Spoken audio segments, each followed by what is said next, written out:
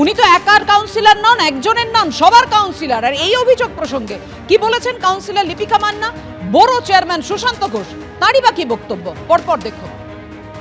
তো মানুষের তো পরিষেবা দেওয়াটাই কাজ, মানুষের জলটা কেন কাটতে যাব আমি যদি ওখানে তো টোটাল 4টে কলই ছিল, আমি 24টা কল করে দিচ্ছি। এবার আমাদের নিয়মটা কি, যখন আমরা একদিকটা যখন সুন্দর করে তৈরি করে দেবো, তাহলে পুরোনো অবস্ট্রাকল ওটা আমাদের যেটা দিয়ে ডিস্টার্ব হচ্ছিল, আমাদের ওটা সাফিসিয়েন্ট ছিল না বলেই তো আমরা এখানে এতগুলো কল করেছি।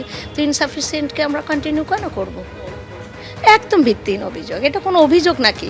তাদের যদি জলের সমস্যা হয়, 4টে কলের জায়গায় আমি 24টা কল লাগিয়ে দিয়েছি, তাহলে তারা এসে বলুক তাদের আরও 2টো কল লাগবে, আরও 26টা কল হয়ে যাবে।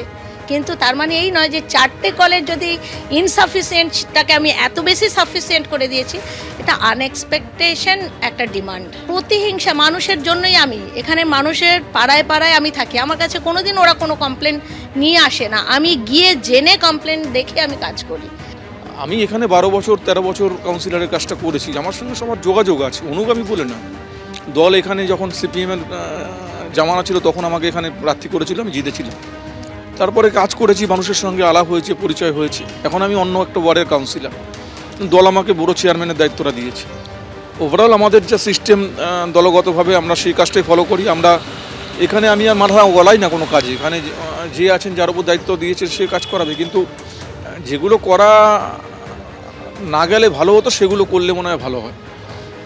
মানুষকে পরিষেবা দেওয়াটা আমাদের কাউন্সিলরদের প্রায়োরিটি। কলকাতা পৌরসভা বারবার করে বলছে যে মানুষ আমাদের যত ভোট আমরা কম পাচ্ছি সেসব জায়গায় বেশি করে রিচ করতে হবে। তো এইগুলো তো সমস্যার সমাধান হতে পারে না, মানে জল বন্ধ করে দিয়ে, কল বন্ধ করে দিয়ে এগুলো সমস্যার সমাধান হতে পারে না। ড্রেনটা এখন বন্ধ হয়ে গেছে, জল টল যায় না, বাচ্চা কাচ্চা নিয়ে খুব কষ্ট হয়ে আছে। ওরা কেউ দেখতে না, দিদি ডেকেছিলাম, ওর নামটা কি, নিমিকা মান, ও ডেকেছিলাম, ও এসে দেখে গেছে, কিচ্ছু করেনি। বলে আমি কি করব? লাইনটা কেটেছে 1 সপ্তাহ হয়ে গেছে, আর লিপিকাদি কোনো কাজ আমাদের এখানে করছে না। ড্রেনটাও বন্ধ করে দিয়েছে, যা করেছে সর্বদা করেছিল, উনি কোনো কাজ করেনি। আমাদের এখানে লাইট পোস্টে কারেন্ট ছিল না 1.5 বছর, উনি বলে এখানে লাইন দেওয়া যাবে না। ওনার পার্টি অফিসে আমরা যাইনি, তাই জন্য বলেছে। ওনার সঙ্গে যেতাম আসতাম, এখন যাওয়া হয় না, তাই জন্য উনি এরকম বলেছে। হ্যাঁ, আমরা এখনও করি, আগেও করেছি, এখনও করি, আর করব। এটাই ওনার কাছে হচ্ছে কথা, যে আমরা সুশান্তদার কাছে কেন যাই, এটাই ওনার রাগ। দিদি মানে কথা নিচ্ছে না আমাদের, হ্যাঁ, তবু ঠেলে আমরা ঘরে ঢুকে গেছি। তখন বলছে কি যে ওখানে কল আমরা রাখবো না, খালপাড়ে কল দিয়েছি এতগুলো, সেখানে গিয়ে তোমরা জল নেওয়া। মানে আমাদের পক্ষে সম্ভব পাবো, আমরা হাঁটতে পারি যে অত দূর থেকে বালতি হাঁড়ি টেনে এত দূরে নিয়ে আসবো?